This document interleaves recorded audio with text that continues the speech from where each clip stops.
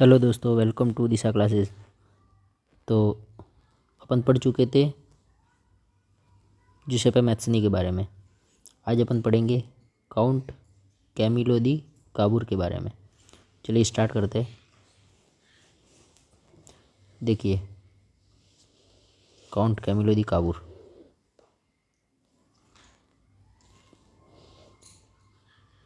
काबूर काबूर Sardinia पिडमांट राज्य का प्रधानमंत्री था। तो काबूर कहाँ का प्रधानमंत्री था?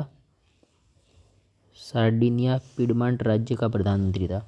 अभी बताता हूँ आपको, उसमें मैप में भी बता दूंगा, लेकिन अभी आप देखिए। काबूर सार्डिनिया पिडमांट राज्य का प्रधानमंत्री था।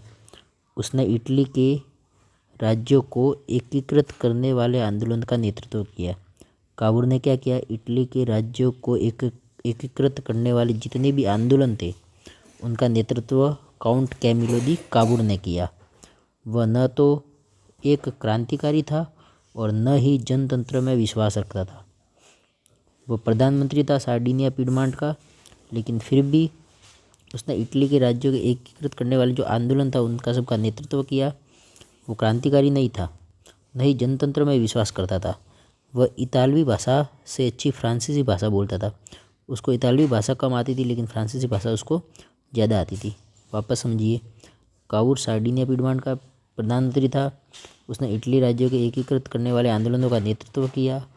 वह क्रांतिकारी भी नहीं था और न ही जनतंत्र में विश्वास रखता था। फिर भी उसने आंदोलन का नेतृत्व किया। इतालवी भाषा से ज़्यादा उसको फ्रांसीसी भाषा आती थी। उसके प्रयत्नों से ही फ्रांस और सार्डिनिया पिडमांट के बीच एक कूटनीति संधि हुई।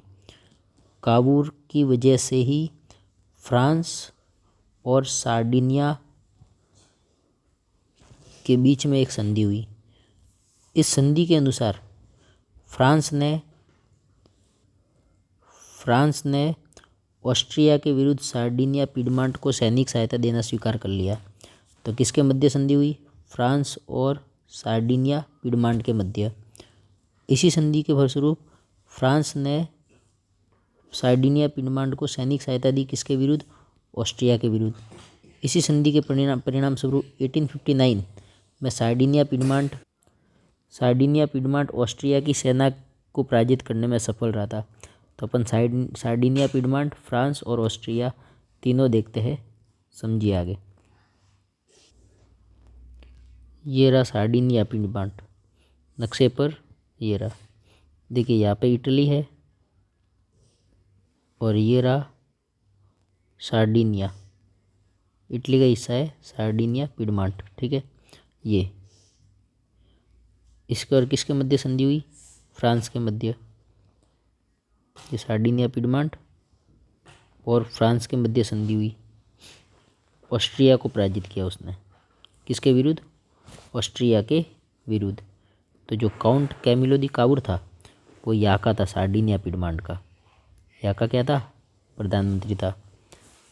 इटली में जितने भी आंदोलन हुए एकीकृत करने के लिए, उसका इसने सार्डिनिया पिडमांट के प्रधानमंत्री काउंट कैमिलो दी काबूर ने ही नेतृत्व किया। और इसी के प्रयासों से सार्डिनिया पिडमांट और फ्रांस के मध्य संधि हुई और ऑस्ट्रिया के विरुद्ध फ्रांस ने सार्डिनिया पिडमांट को सैनिक सहायता दी। देखिए 1859 में देखो, फ्रांस और सार्डिनिया पिडमांट के बीच एक कूटनीति संधि किसके प्रयासों से हुई? काउंट कैमिलो दी काबूर के प्रयासों से। और इस संधि के अनुसार फ्रांस ने इधर सार्डिनिया पिडमांट, इधर फ्रांस और इधर ऑस्ट्रिया। तो फ्रांस ने सार्डिनिया पिडमांट को सैनिक सहायता दी, जिसके फलस्वरूप 1859 में सार्डिनिया पिडमांट ऑस्ट्रिया की सेना को पराजित करने में सफल रहा। तो सार्डिनिया पिडमांट ऑस्ट्रिया की सेना को पराजित किया। किसकी सहायता से? फ्रांस की सहायता से। वापस समझिए, एक बार और देख लीजिए। सार्डिनिया पिडमांट यानी सार्डिनिया पिडमांट यहाँ पे था नक्शे में, इटली के पास में। ये इटली, ये उधर है फ्रांस और इधर है ऑस्ट्रिया। तो सार्डिनिया पिडमांट का प्रधानमंत्री था काउंट कैमिलो दी काबूर। इटली राज्यों को एकीकृत करने वाले आंदोलनों का इसने नेतृत्व किया काउंट कैमिलो दी काबूर ने। वो क्रांतिकारी नहीं था और न ही जनतंत्र में विश्वास रखता था, फिर भी इसने आंदोलनों का नेतृत्व किया। इतालवी से अच्छी वो फ्रांसीसी भाषा बोलता था। उसके प्रयत्नों से ही फ्रांस और फ्रांस और सार्डिनिया पिडमांट के मध्य संधि हुई और इसी के फलस्वरूप 1859 में सार्डिनिया पिडमांट ने ऑस्ट्रिया को हरा दिया फ्रांस की सैनिक सहायता की मदद से, है ना।